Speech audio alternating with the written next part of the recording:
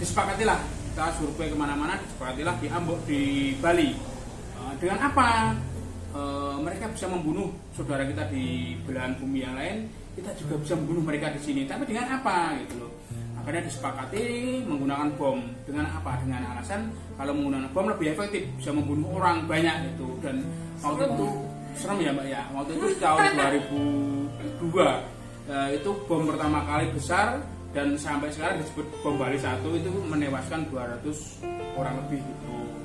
Itu saya waktu itu termasuk di dalam kelompok itu, dan saya waktu itu tugasnya menjadi peracik bomnya, diramu dari bahan-bahan itu, dan juga saya sebagai peracik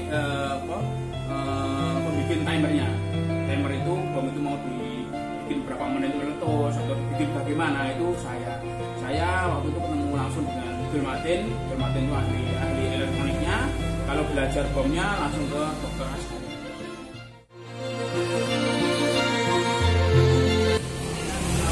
Bang Jack, enak, sotonya enak sekali, enak banget. Oh, terima kasih.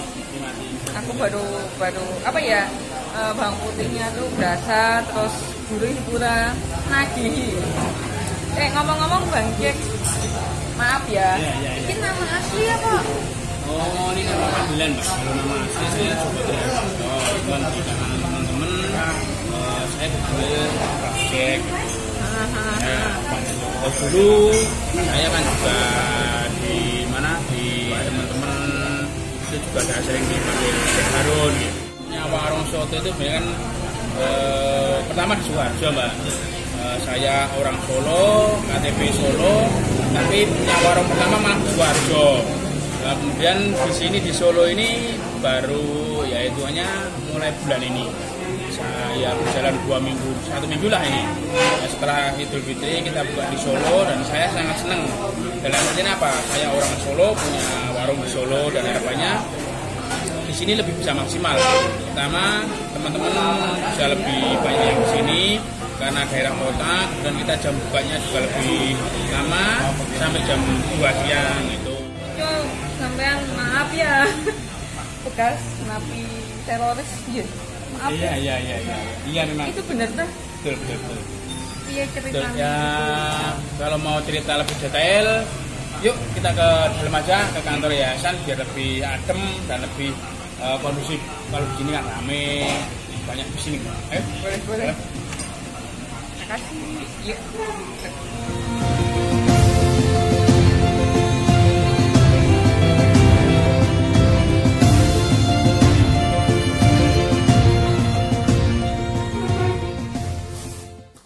Sini lebih nyaman Mbak. Kalau tadi di luar agak pusing, sini agak adem lah. Kepo lagi Pak. Apa ini? Iki apa Pak? Yayasan Gema Salam untuk Indonesia yang Damai ini apa?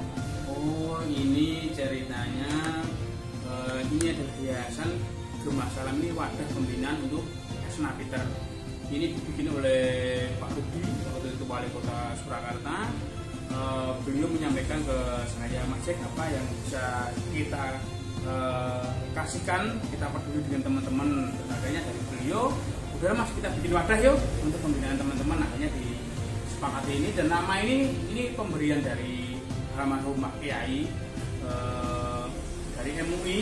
Gema Salam ini maksudnya menyuarakan perdamaian, menyuarakan salam. Tuh. Ini Pak, ada belangkon, ini hasil karya apa? Iya. Itu Pak, kok api? Ini termasuk salah satu karya atau yang dari Yayasan Gema Salam produksi. Dulu itu sebelum pandemi, ini kita bikin banyak Mbak, mengkaryakan teman-teman, kemudian dari bukan hanya teman-teman SNAPiter, tapi dari teman-teman yang mohon maaf dulu teman-teman di jalan, kemudian yang buka atau mohon maaf, kita rangkul dengan ekonomi ini. Dan waktu itu sebelum pandemi, setiap minggu kita bisa membawa sekitar 30 kodi ke Prambanan, ke Borobudur, ke tempat-tempat wisata. Ini murni dari teman-teman yang bikin. Bisa coba Mas. Ini model khas Solo ini. Kalau Jogja, ya aku lihat yang ada kayak boneka-bonekaan gitu kan, suka pakai kayak gitu. Nusantara banget ya Pak. Nah. Pakai belangkon ini Indonesia banget tuh. Lanjut yang tadi Pak, pertanyaan saya Pak. Katanya yang tentang cerita kalau Bapak bekas Nah, Peter. Ya, itu piye Pak? Dulu itu mulanya kan memang di tahun 99 tahun 2000 itu ada kejadian di Ambon di Poso itu waktu itu ada kerusuhan ya. Antar agama. Awalnya memang kerusuhan biasa, cuman akhirnya melebar menjadi kerusuhan antara agama. Waktu itu saya menjadi salah satu relawan ke Ambon, dan di Ambon kita ketemu dengan para alumni yang sudah pernah belajar di Afghanistan. Waktu itu di zaman kepemimpinan Ustaz Abdullah Sungkar itu yang tergabung di CI itu dikirim ke Afghanistan, daerah konflik, untuk belajar agama, untuk belajar militer juga, dan menjadi relawan. Kita waktu di Ambon kita ketemu dengan para kombatan, kemudian kita waktu itu pulang ke Solo, isu-isu tentang SARA masih besar. Kemudian kita berpikir, dan waktu itu kita berpikir apa ya, umat Islam ini kan banyak didolimi, dibunuh, disiksa, diusir. Apa ya yang bisa kita perbuat untuk mereka, di kepedulian kita. Akhirnya kita kumpul, berpikir, dan teman-teman sepakat, yuk kita bikin kegiatan untuk menunjukkan rasa empati kita. Akhirnya disepakatilah, kita survei kemana-mana, disepakatilah di Bali. Dengan apa? Mereka bisa membunuh saudara kita di belahan bumi yang lain, kita juga bisa membunuh mereka di sini. Tapi dengan apa gitu loh? Akhirnya disepakati menggunakan bom. Dengan apa? Dengan alasan kalau menggunakan bom lebih efektif, bisa membunuh orang banyak gitu. Dan waktu itu serem ya Mbak ya. Waktu itu tahun 2002 itu bom pertama kali besar, dan sampai sekarang disebut bom Bali 1, itu menewaskan 200 orang lebih gitu. Itu saya waktu itu termasuk di dalam kelompok itu, dan saya waktu itu tugasnya menjadi peracik bomnya, diramu dari bahan-bahan itu, dan juga saya sebagai peracik pembikin timernya. Timer itu bom itu mau dibikin berapa menit meletus atau dibikin bagaimana, itu saya waktu itu ketemu langsung dengan Dul Matin itu ahli elektroniknya. Kalau belajar bomnya langsung ke Dr. Ashari. Itu nggak ada perasaan waktu itu mah bangga Mbak. Begitu bom meledak di Bali, teman-teman kumpul ke Solo, kita syukuran. Kita menyembelih kambing satu, kita bikin di Solo kan masakan yang terkenal kan tengkleng, kita bikin tengkleng, kemudian kita juga pesen ayam goreng banyak lah. Itu teman kumpul, kita syukuran Mbak. Wah, syukuran makan besar lah. Nah, sambil kita melihat di media, sukses. Itu kita belum kapok Mbak. Kita di hari itu juga memutuskan bahwa kita sukses, kita harus bikin kegiatan yang lebih besar lagi. Nah, itu kita bikin, kita set ruangan, bahkan kita sewa rumah lagi, sewa rumah yang lebih besar, kita set yang lebih. Dan di situ akhirnya ada informasi bahwa Amrozi, salah satu pelaku itu ditangkap. Akhirnya kita putuskan untuk menutup kontrakan itu, untuk kita melarikan diri. Tahun 2002. Sudah mulai muncul rasa takut. Ya, takut dikejar polisi yang gitu. Terus cerita lagi sampai Bapak ketangkepnya di mana? Saya pelarian. Berarti sudah keluar dari Solo itu? Iya, 2002 kita beres terakhir. Setelah Amrozi. Ya, Amrozi ketangkap, langsung buyar. Langsung kita buyar, kemudian bengkel masih komunikasi sama kawan-kawan. Masih.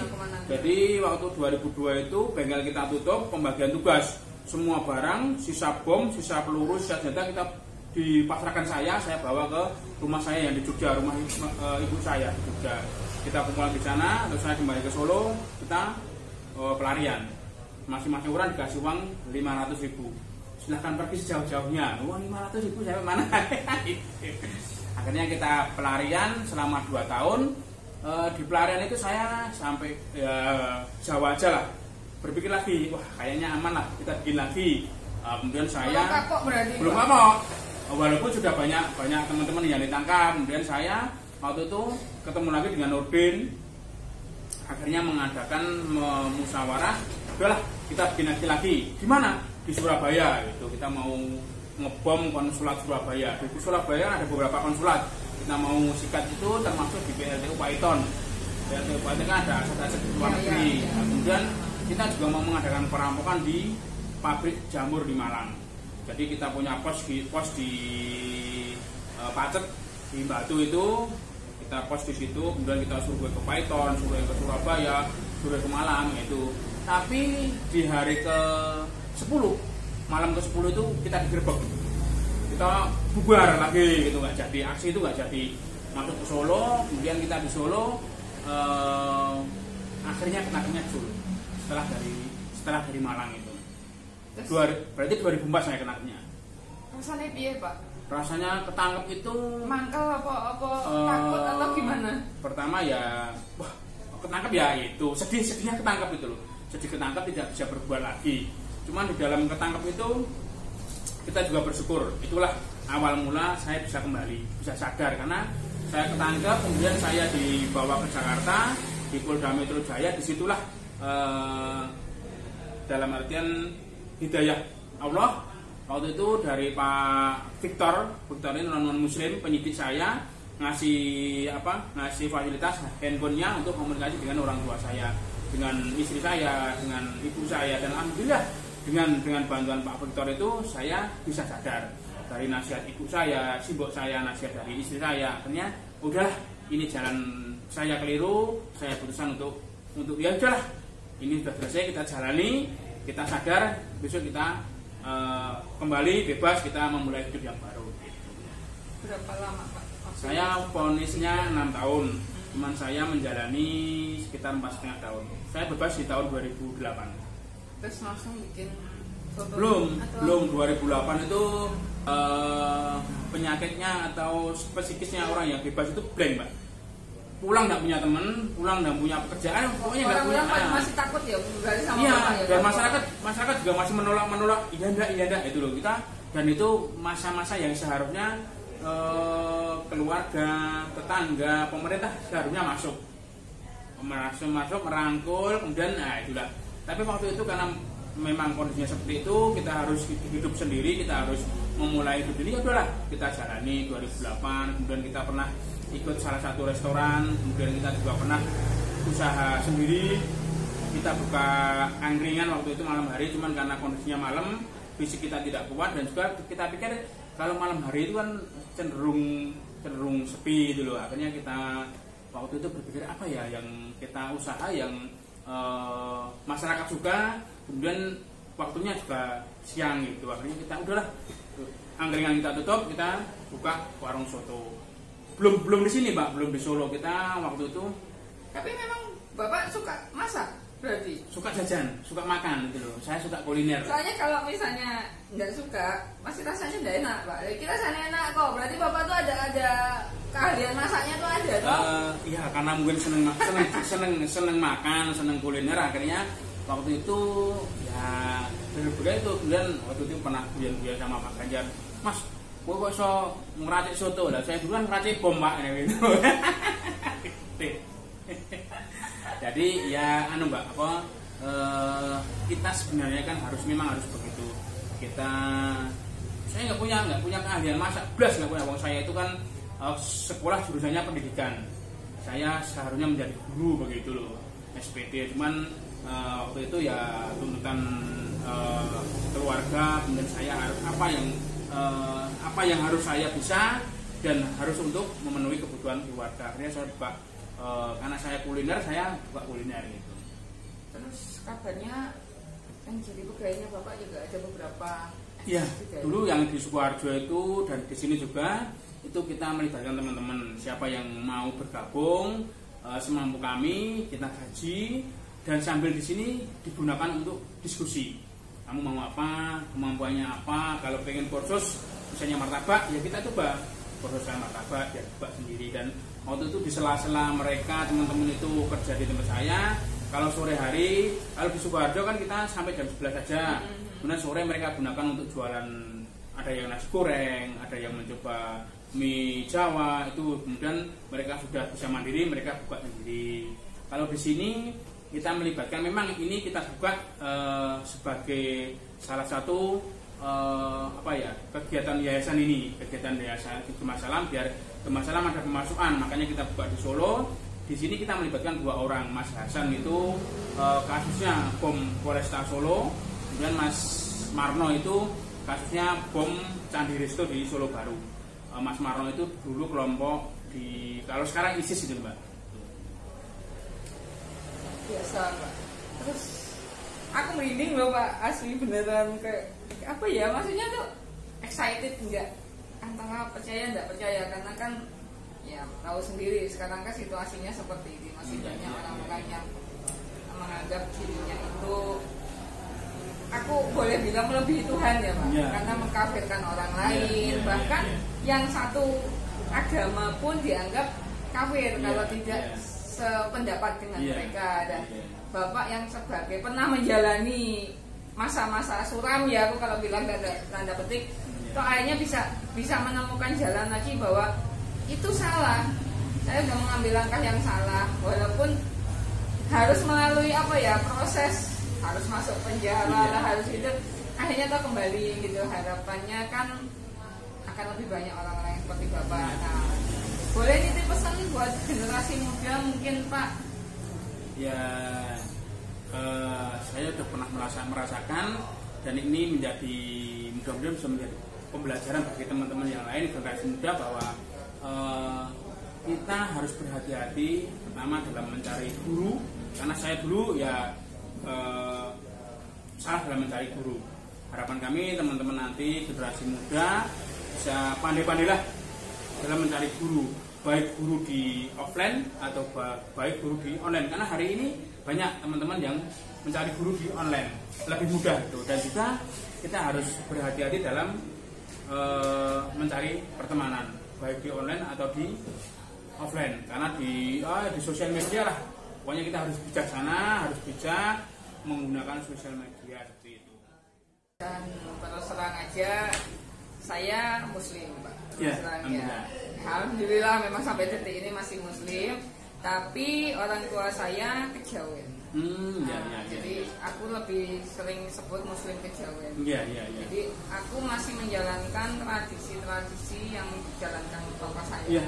Jadi seperti bakar dupa dan sebagainya, sebagai bentuk perwujudan saya rasa terima kasih bahwa saya terlahir di sini, pasti ada leluhur saya. Itu sebagai penghormatan saya pada leluhur, dan saya tidak pernah merasa bahwa itu musyrik. Saya tidak pernah mempersekutukan Tuhan, itu tidak gitu loh. Tapi itu sebagai wujud. Saya berterima kasih karena saya terlahir di bumi Indonesia, dan saya terus terang aja sampai detik ini saya bangga menjadi seorang Indonesia.